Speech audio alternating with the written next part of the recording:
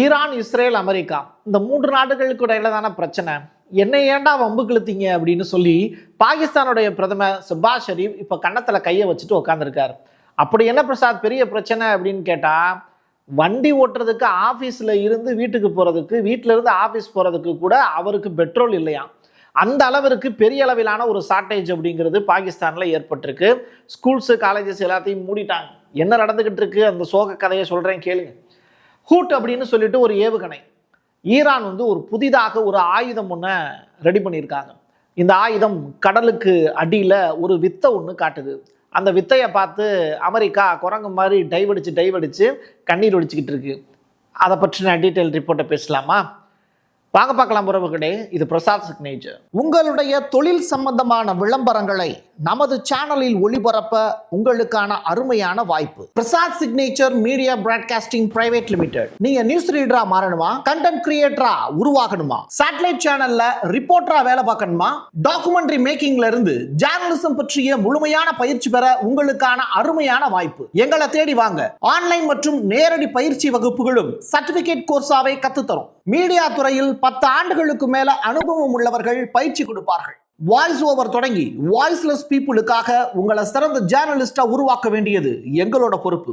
Schools and காலேஜஸ்ல junior ஜேர்னலிஸ்ட்ங்கிற பேர்ல work ஷாப்பும் conduct பண்ணி கொடுக்கிறோம். மோட்டிவேஷனல் ஸ்பீக்கரா கடந்த 15 ஆண்டுகளா கல்வி நிறுவனங்களுக்கு நிகழ்ச்சிகளும் நடத்தி தரோம். தொடர்புக்கு 9944790333 94493594 prasadsignature@gmail.com. தென்னிந்தியாவின் கட்டடக்கலை ராஜாக்கள் creator constructions and north west interiors உங்களோட கனவு இல்லத்தை பிரம்மாண்டமா கட்டி கொடுக்குறாங்க கிரியேட்டர் கன்ஸ்ட்ரக்ஷன்ஸ். அதோட கட்டி கொடுத்த வீட்டை இன்டீரியர் பண்ணி அழகாக்குறாங்க நார்த் வெஸ்ட் இன்டீரியர்ஸ். தொடர்புக்கு 7290799991. ட்ரம்ப் ஒரு விஷயத்தை பத்தி யோசிக்கிறாரு. தரைப்படையை உள்ள இறக்கிடுவோமா வேணாமா? வியட்நாம் அப்படிங்கிற ஒரு நாடு பழைய வரலாறை எடுத்து பார்த்தா விவசாயிகள்கிட்ட பொலிர்னு அப்பு வாங்கிட்டு ஓடி வந்தாங்க அமெரிக்கா, தோத்து போய். அது மாதிரியா ஈரான்கிட்ட போனோம்னா அடிக்கிறதோட அனுப்ப மாட்டாங்க, அவமானம் வேறப்படுத்துவாங்களே அப்படின்னு இப்போ யோசிச்சுட்டு இருக்காங்க. சரி, இது ஒரு பக்கம். இப்போ தரைப்படையை பற்றி அமெரிக்கா யோசிச்சாங்கன்னு சொன்னோம்ல, அப்போ ஈரான் தரைப்படை எப்படி ஸ்ட்ராங் பண்ணியிருப்பாங்க? வீடியோவை பார்க்கலாமா? ஐயோ, எடுத்த உடனேயே பட்டைய கலப்புதே. இப்படி ஒரு வீடியோ காட்சியை வெளியிட்டு தரைப்படையை தானே அனுப்ப போற, என் தரைப்படையினுடைய பவரை முதல்ல தெரிஞ்சுக்கோ அப்படின்னு ஈரான் சைட்லேருந்து இந்த வீடியோவை வெளியிட்டிருக்காங்க. ஸ்லோ மோஷனில் தான் காமிச்சிருக்காங்க. அதுவே பயமாக தான் இருக்குது. இது அமெரிக்காவினுடைய படைகள் மேலே ஏறி விழுந்தாங்க அப்படின்னா அவங்க ஏறி உட்கார்ந்தாலே நான் தாங்க மாட்டானே அப்படின்னு விவேக் சொல்லக்கூடிய காமெடி மாதிரி இருக்குது. பார்ப்போம். மிஷினை வச்சு சண்டை போடுறது வேற, ஒத்தைக்கு ஒத்த சண்டைக்கு வாடா அப்படின்னு சொல்லி கூப்பிடுறோங்களா, அது வேற. ஸோ அப்படிப்பட்ட ஒரு நிகழ்வு ஈரானுக்கு அமெரிக்காவுக்கு இடையில் நடந்தால் என்ன ஆகும் யோசிச்சு பாருங்க. இன்னொரு பக்கம், இப்போ அமெரிக்காவினுடைய க்ரூஸ் மிசைல் இப்போ டைரக்டாக கீழே விழுந்து கிடக்கு. அந்த மிசைல் யாருக்கிட்ட போய் கிடச்சிருக்கு அப்படின்னா ஈரானுடைய கைகளில் போய் கிடச்சிருக்கு. அதை வச்சு விளாடிக்கிட்டு இருக்காங்க ஈரான். எப்படி தெரியுமா? இந்த மாதிரி அவங்க கையில் கிடச்சிருக்கக்கூடிய அந்த ஆயுதத்தை வச்சு எப்படியெல்லாம் அந்த க்ரூஸ் மிசைல் டேமேஜ் ஆகிருக்கு அப்படின்னு அழகாக இருக்கிற மிசைலை இப்போ எப்படி போட்டு அசிங்கப்படுத்தி வச்சுருக்காங்க பாருங்கள். இருந்தாலும் ஈரானுக்கு இவ்வளவு ஆகாதுங்க. சரி, அடுத்த கட்டமாக பாகிஸ்தான் அப்படிங்கிற நாடு நம்ம பக்கத்து நாடு தான். அங்கே இருக்கக்கூடிய பிரச்சனை நமக்கு வர்றதுக்கு ரொம்ப நாள் இல்லை. அதனால் ரொம்ப பெரிய அளவில் யாரும் சந்தோஷப்பட்டுக்க வேணாம். அங்கே ஸ்கூலு, காலேஜஸ்லாம் மூடிட்டாங்க. அலுவலகங்களும் ஃபுல்லாக கம்ப்ளீட்டாக க்ளோஸு. எல்லாருக்கும் ஒர்க் ஃப்ரம் ஹோம். எண்ணெய் விலை தீப்பிடிச்சு எரியுது. எரிகிறதுக்கே என்ன வேணும்? இப்போ அங்கே எண்ணெய் விலை மக்களோட மனசில் தீப்பிடிச்சு எரியுது. சனிக்கிழமை மொத்தமாக டீசல் விலை பூரா அதிகரிச்சிருச்சு அப்படிங்கிறதுனால பெட்ரோல் பங்கு பூரா க்ளோஸ் பண்ணிட்டாங்க. ஸோ பெட்ரோலுடைய விலை 55 பாகிஸ்தானுடைய அந்த கரன்சிக்கு ஏற்ற மாதிரி உயர்ந்திருக்கு அப்படின்னு சொல்கிறாங்க. சுதந்திரத்துக்கு பிறகு பாகிஸ்தான் சுதந்திரம் அடைஞ்சில் 75 வருஷம் ஆச்சு. அதற்கு பிறகு இப்படி ஒரு தடுமாற்றத்தை பாகிஸ்தானில் எரிபொருள் பற்றாக்குறையை அவங்க பார்த்ததே கிடையாதான். இப்போ புரியுதா ஈரான் எடுத்து வச்சிருக்கக்கூடிய ஸ்டெப்பு எவ்வளோ பெருசு அப்படின்னு. அமெரிக்காவும் இஸ்ரேலும் ஈரானில் தங்களுடைய போர் நோக்கங்களை அடைவதற்கு நெருக்கமாக இருக்குது அப்படின்னு ட்ரம்ப் பெருமை பேசியிருக்காரு. எதுக்கு? அடி வாங்கி சாகிறதுக்கா? மோதல் மிக விரைவில் முடிவுக்கு வரக்கூடும். யாருக்கான முடிவாக இருக்கும் அது? அமெரிக்காவுக்கா இல்லை இஸ்ரேலுக்கா? இந்த கேள்வி கேட்க வேண்டிய தேவை இருக்கு. ஏன் அது ஈரானுக்காக கூட இருக்கலாம். ரெண்டு பக்கமும் பேசிடுவோம். டொனால்டு ட்ரம்ப் இப்போ என்ன சொல்றாரு, இந்த வாரம் அது முடிவடையாது, அதனால இந்த பெட்ரோல் டீசல் பஞ்சாயத்தெல்லாம் எல்லா நாடுகளும் ஃபேஸ் பண்ணி தான் ஆகணும். Trump wasted. யாருப்பா அது கார்டு போட்டது? ட்ரம்ப் வேஸ்டட்லாம் எழுதிருக்கீங்க. ரஷ்ய எண்ணெய் மீதான தடைகளை நீக்குவதாக ட்ரம்ப் வந்து இப்போ அனௌன்ஸ் பண்ணியிருக்காரு. வேறு வழி இல்லையே, அனௌன்ஸ்மெண்ட்டு கொடுத்தானே ஆகணும். ஏன்னா ரஷ்யாவோட எண்ணெய் தான் இப்போ வேர்ல்டு வைடாக போயிட்டுருக்கு. அவங்கக்கிட்ட இருக்கக்கூடிய எண்ணெயை தான் இப்போ ஐரோப்பாவும் கெஞ்சி கூத்தாடி கேட்டுக்கிட்டு இருக்காங்க. அதுவும் ஜெர்மனியினுடைய மெர்ஸ்லாம் படுத்தே விட்டன ஐயா அப்படிங்கிற அளவுக்கு போயிட்டார். இன்னொரு புறம் உலகின் வேகமாக நீருக்கு அடியில் இருந்து ஏவப்படக்கூடிய ஒரு ஆயுதம் ஒன்று இப்போ ஏவுதளங்களுக்கு மாற்றப்பட்டிருக்கு. அந்த ஆயுதத்தினுடைய பேர் தான் ஈரானுடைய ஸ்பெஷல் அப்படின்னு சொல்லலாம். அதனுடைய பேர் தான் ஹூட் அப்படிங்கிற ஏவுகணை. சரியா 8 ஆண்டுகளுக்கு முன்னாடி இதை தயாரிச்சாங்க. இதனுடைய சோதனை அப்படிங்கிறது கடலுக்கடியில் மட்டும்தான் டெஸ்ட் பண்ணி பார்த்துருக்காங்க. எதிரிகளை தாக்குவதற்கு இதுவரைக்கும் அவங்க பயன்படுத்தினதே இல்லை. அப்படி ஒரு ஏவுகணையை இப்போ அமெரிக்கா மேலே ஏவுறதுக்கு தயாராகிட்டாங்க. இது மட்டும் சக்ஸஸ் ஆச்சு அப்படின்னா வேர்ல்டு வைடாக அமெரிக்கா வச்சுருக்காங்கல்ல இந்த டொரண்டோ, அதெல்லாம் விட பயங்கரமான ஒரு பீக்கான ஒரு ப்ரைஸுக்கு இது விற்கிறதுக்கான வாய்ப்பு இருக்குன்னு சொல்கிறாங்க. ஈரானில் இந்த சின்ன பிள்ளைங்கள்லாம் படித்த ஸ்கூல் இருக்குல்ல, அதில் 168 குழந்தைகளும் 12 ஆசிரியர்களும் இறந்து போனாங்கன்னு CNN கூட ரிப்போர்ட் பண்ணதாக சொன்னேன்ல. அந்த ஏவுகணை, அதுக்கு பயன்படுத்தின ஏவுகணை டொமாட்டக் அப்படிங்கிற ஏவுகணை, அது யார்கிட்ட வேணாலும் இருக்கலாமே, ஏன் எங்ககிட்ட தான் இருக்கணுமா என்ன? ரெண்டாவது, அது அமெரிக்காவோட ஏவுகணையாக இருந்தாலும் RTX ஃபீனிக்ஸில் இருக்கக்கூடிய ஒரு முக்கியமான ரிப்போர்ட்டின் அடிப்படையில் டொமாட்டக் ஏவுகணையை அவங்க தான் தயாரிக்கிறாங்க. அதே நேரத்தில் அதை இங்கிலாந்து, ஆஸ்திரேலியா, ஜப்பான் மற்றும் நெதர்லாந்துக்கு தான் விற்கிறாங்க. ஏன் இந்த நாடுகளை ஏதாவது ஒன்று செஞ்சுருக்கூடாதா? நாங்கள் தான் செஞ்சுருக்கணுமா அப்படின்னு? போர் புரிகிறது நீ தானையா, ஒன்றை தானையா வந்திருக்கு, செஞ்சது தப்பு, அதை ஒத்துக்கிறதுக்கு மனசு இல்லை, அவ்வளோ பயம் இருக்குல்ல, பயம் இருக்கிறவங்க ஒத்துக்கணும், இல்லாட்டி சண்டைக்கு போகாமல் இருக்கணும். ரெண்டுமே இருக்குது, அப்புறம் அதுக்கு இந்த போரை நடத்துகிற அப்படிங்கிற கேள்வியை தான் மக்கள் கேட்பாங்க. ஈராக்கினுடைய குர்திஷ் அப்படிங்கிற பகுதியில் இருக்கக்கூடிய ஐக்கிய அரபு எமிரேட்ஸினுடைய தூதரகம் இருக்குல்ல, அதன் மீது ஈரானிய ட்ரோன்கள் வந்து குறிவைக்கப்பட்டிருக்கு. சரிங்களா? இந்த ஷாகட் 136 வந்து நடத்தக்கூடிய சாகசம் இருக்குல்ல, இது இப்போ உலக அளவில் பேசும் பொருளாக மாறி இருக்கு. அந்த அளவிற்கு ஈரானுடைய இந்த 136 ஏவுகணை சூப்பராக ஒர்க் ஆகிட்டு இருக்குங்கிறாங்க. கோரக் மலையினுடைய உச்சியில் எர்பில் அப்படின்னு சொல்லிட்டு ஒரு ஆய்வகம் இருக்கு.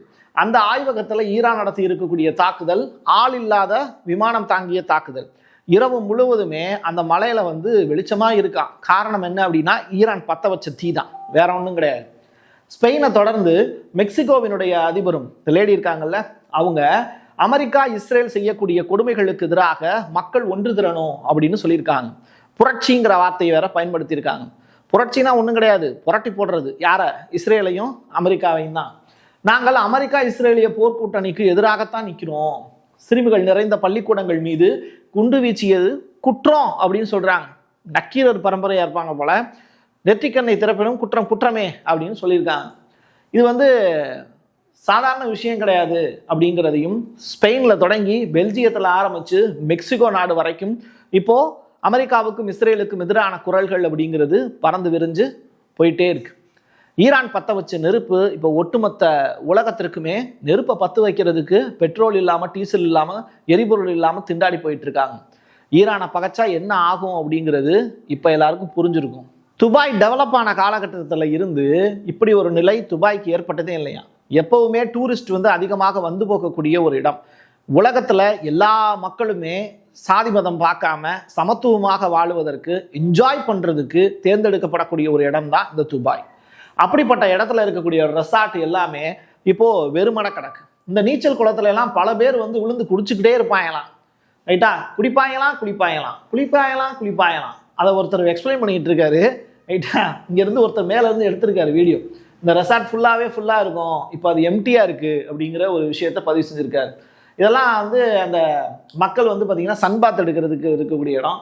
நீங்கள் பாருங்கள், இந்த பிளேஸ் எல்லாமே வந்து வெறுமன கிடக்கு அப்படின்னு சொல்லி வருத்தப்பட்டு அவர் செய்தியை பதிவு செஞ்சுக்கிட்டு இருக்காரு. இதனால் ஏகப்பட்ட நட்டம் வந்து துபாய் அரசுக்கு ஏற்பட்டிருக்கு அப்படின்னு. எல்லாத்தையும் தாண்டி வந்து பாகிஸ்தான்லேருந்து கிடச்சிருக்கக்கூடிய லேட்டஸ்ட் அப்டேட் என்ன அப்படின்னா, பள்ளிக்கூடங்கள் 2 வாரத்திற்கு மூடப்பட்டிருக்குமா. ரைட்டா? அரசாங்கத்தினுடைய 60% வாகனங்கள் 2 மாதத்துக்கு சாலையிலே இயங்காது, ஆம்புலன்ஸு, பேருந்துகள் தவிர. துறைகளுக்கான எரிபொருள் கொடுப்பன அளவு 50% குறைச்சிருக்காங்க ஒவ்வொரு துறைகளுக்குமே. 50% அரசு ஊழியர்கள் வீட்டில இருந்தே வேலை பாரு, எவன ஆபீஸ் வர வேணான்ட்டாங்க. அரசு அலுவலகங்கள் வாரத்துக்கு 4 நாள் மட்டும்தான் செயல்படும், மீதி 3 நாள் லீவ். பொதுவாகவே செலவினங்கள் எல்லாத்தையும் 20% குறைச்சிக்க சொல்லிட்டாங்க. இதுதான் பாகிஸ்தானுடைய நிலைமை. ஈரான்ல அமெரிக்க ராணுவம் 2 MQ-9 ரீப்பர் ட்ரோன்களை இழந்திருக்காங்க அப்படிங்கிற செய்தி. மொத்தமா இழப்புகளுடைய எண்ணிக்கை இதுவரைக்கும் 11 MQ-9 ரீப்பர்கள் உடஞ்சு போயிருக்கு அப்படிங்கிற தகவல். 11 ட்ரோன்களுடைய மொத்த மதிப்பு மட்டும் $330 மில்லியன் மேல அப்படின்னு சொல்றாங்க. சோர்ஸ் CBS அப்படிங்கிற அந்த நியூஸ்ல இருந்து ஆதாரமா எடுத்து காமிக்கிறோம். சரியா? இப்போ நெதன்யாகு ஐக்கிய அரபு எமிரேட்ஸ் ஜனாதிபதியை கூப்பிட்டு ஒரு முக்கியமான விஷயத்தை ஷேர் பண்ணியிருக்காரு.